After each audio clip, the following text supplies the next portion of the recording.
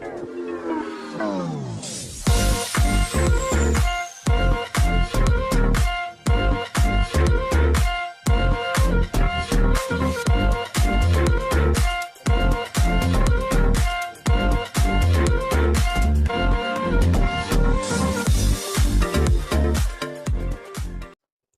semua, salam sejahtera Malaysia. Selamat datang ke channel Fels Lifestyle. Tuan-tuan dan puan-puan yang saya amat hormati sekalian, sebelum ini kita digemparkan dengan kes rasuah Jana Wibawa.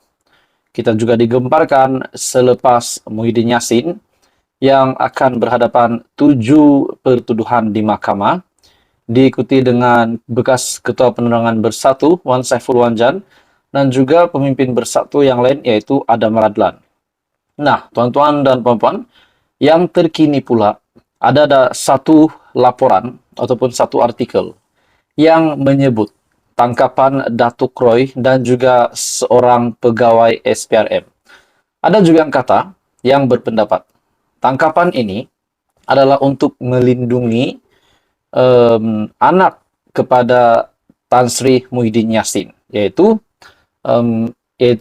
Fakhri Yassin.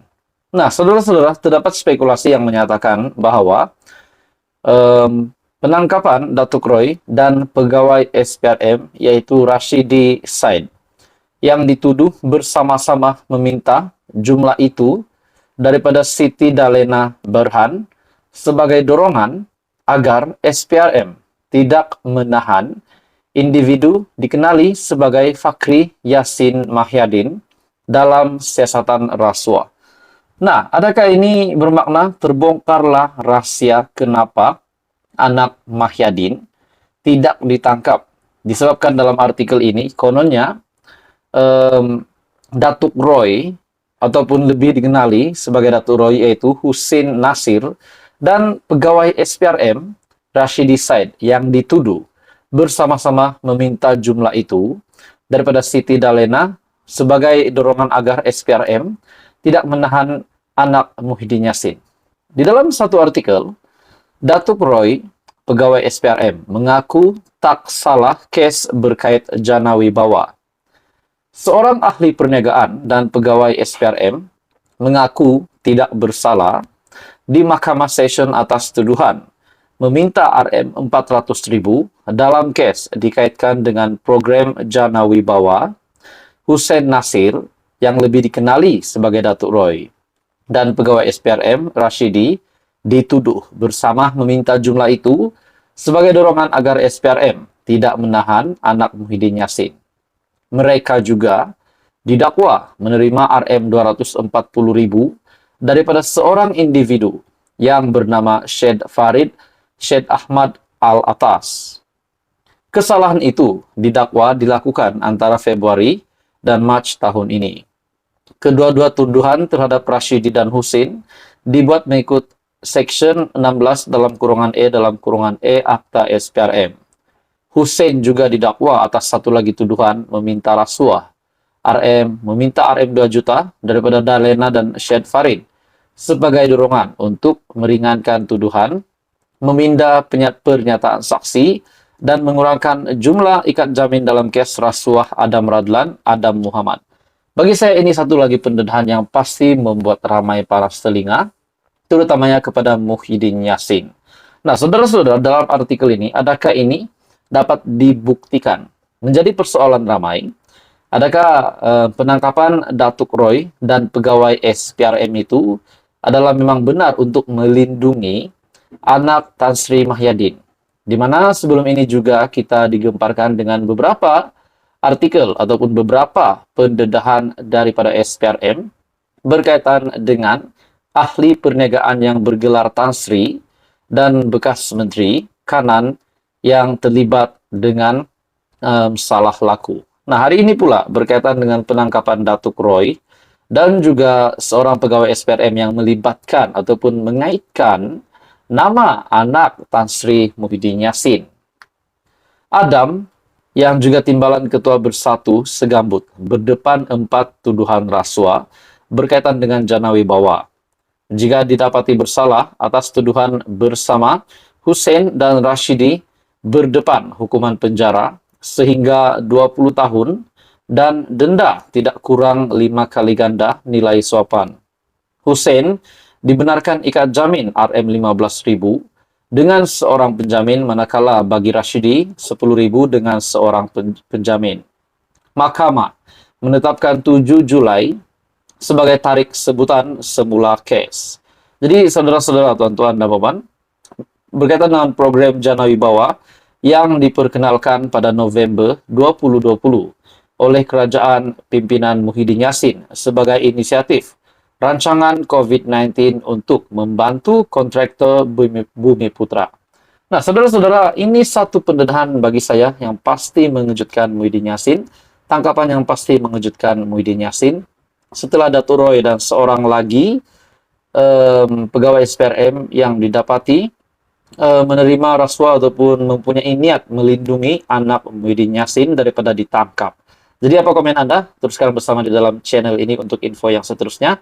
Info padu, info hangat disediakan di dalam channel ini. Jangan lupa tekan butang like dan share dan subscribe. Hai semua, salam sejahtera Malaysia. Selamat datang ke channel Fels Lifestyle.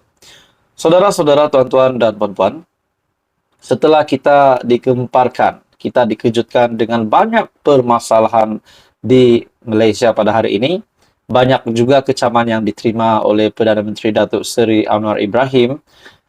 Banyaklah sangat berkaitan dengan kes rasuah lah, berkaitan dengan kes mahkamah antara ataupun kes saman, maafkan saya, ataupun saman Tun Mahathir terhadap Datuk Seri Anwar Ibrahim.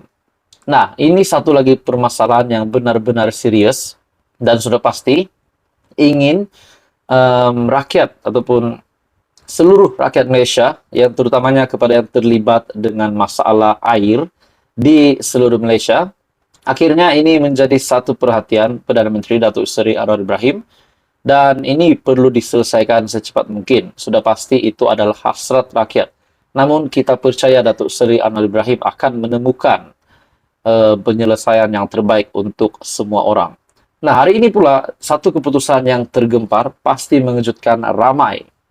Akhirnya, berkaitan dengan isu air, Perdana Menteri jumpa Menteri Besar Kelantan dan Ketua Menteri Sabah minggu depan dalam artikel yang diterbitkan pada 25 Mei.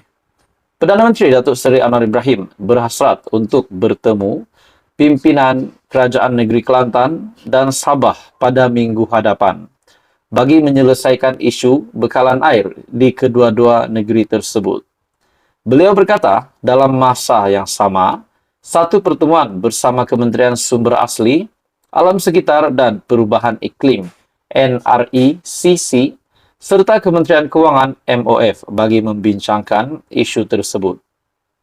Saya cuba ubah suai jadual untuk minggu depan. Begitu juga dengan Sabah, seperti mana saya sebutkan, saya sedang mengatur pertemuan dengan NRICC, MOF, dan Menteri Besar Kelantan. Katanya, ketika ditemui pemberita pada Muzakarah Ulama Umara sempena Festival Turat Islami Selangor. Terdahulu, beliau dilaporkan memberitahu akan mengadakan pertemuan bersama Ketua Menteri Sabah, Datuk Seri Haji Jinor, dan Menteri Besar Kelantan, Datuk Ahmad Yaakob, bagi mencari jalan untuk menyelesaikan masalah air di kedua-dua negeri itu. Perdana Menteri juga menjelaskan, kerajaan amat komited dalam mencari jalan kepada isu tersebut setelah mendapat input permasalahan daripada pemimpin negeri berkenaan berhubung masalah yang membelenggu kedua-dua negeri sejak sekian lama itu. Nah, bagi saya, kalau Datuk Seri Anwar Ibrahim dan kepimpinan Kerajaan Perpaduan dapat menyelesaikan masalah ini sudah pasti menjadi satu lagi kemenangan besar untuk Kerajaan Perpaduan, untuk Datuk Seri Anwar Ibrahim. Dan sudah pasti ini akan membuatkan kepimpinan Datuk Seri Anwar Ibrahim lebih hebat dari kerajaan yang sebelum ini. Itu hanya pendapat saya. Jadi apa komen Anda? Teruskan bersama di dalam channel ini untuk info yang seterusnya. Jangan lupa tekan butang like, share, dan subscribe.